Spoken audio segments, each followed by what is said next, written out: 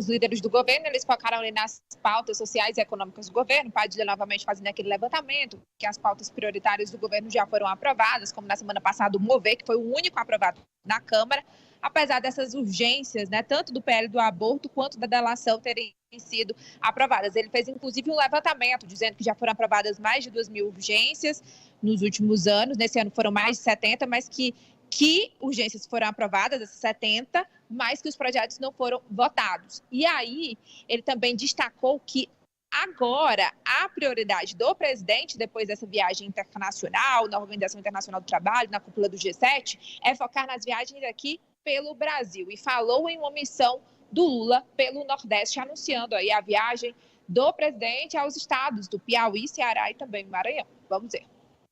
É para uma missão no Nordeste, uma rodada no Nordeste de obras do PAC, investimentos em infraestrutura, investimentos na área da educação, investimentos na área das políticas sociais, da transição energética, grande pacote de ações no Nordeste, então, que já estão em andamento, algumas são inaugurações, então o presidente vai estar no Ceará na quinta-feira, no Piauí de manhã, na sexta-feira no Piauí, na sexta-feira à tarde no Maranhão. Inclusive no Piauí ele vai poder participar da caravana federativa, que é mais uma ação do governo federal, coordenado aqui pelo Ministério das Relações Institucionais, que leva os ministérios, junto com os governos estaduais, a fazer parceria com os municípios, desenrolar os convênios, acelerar a execução de obras. Já fizemos em 10 estados, o presidente vai poder participar dessa edição no Piauí. Então, reforçando aquilo que ele tinha dito, que depois dessa missão internacional ele vai priorizar as viagens nos estados, a execução, acompanhamento das obras. Professor Vila deu a dica aqui nesse programa várias vezes, porque o presidente tinha que parar com as viagens internacionais e se dedicar às viagens pelo Brasil.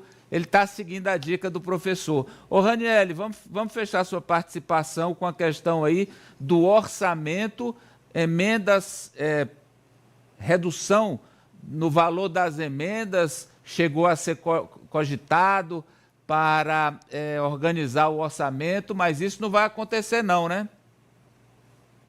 Pois é, eu também questionei ao ministro Alexandre Padilha sobre a questão do corte de gastos. Ele disse que isso ainda será avaliado, mas não chegou nenhuma proposta à mesa do presidente para o orçamento do ano que vem.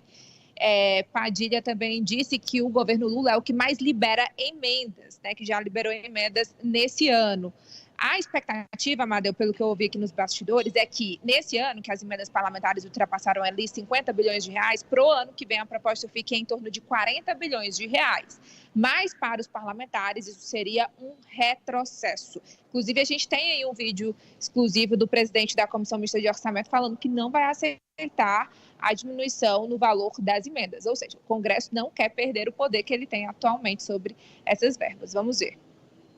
Bom, eu não vejo prosperar nenhuma ideia dessa em relação a reduzir as emendas parlamentares. Até porque o Congresso tem sido parceiro do governo federal na hora que o governo precisa para aumentar a arrecadação, visto que nós aprovamos no ano passado e estamos aprovando esse ano.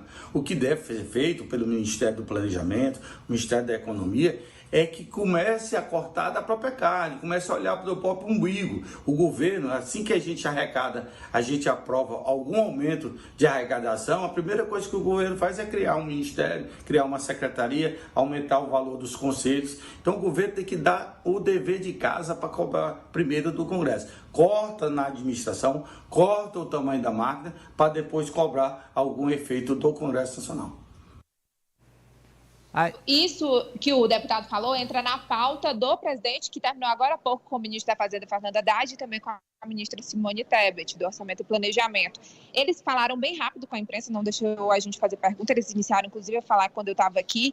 A Haddad disse que há uma preocupação com as renúncias fiscais do governo, que houve uma queda da carga tributária no ano passado e que, de acordo com o Tribunal de Contas da União, as contas dos gastos, né, do presidente foram aprovadas por unanimidade e que na semana que vem vai apresentar aí uma solução sobre essa revisão dos gastos.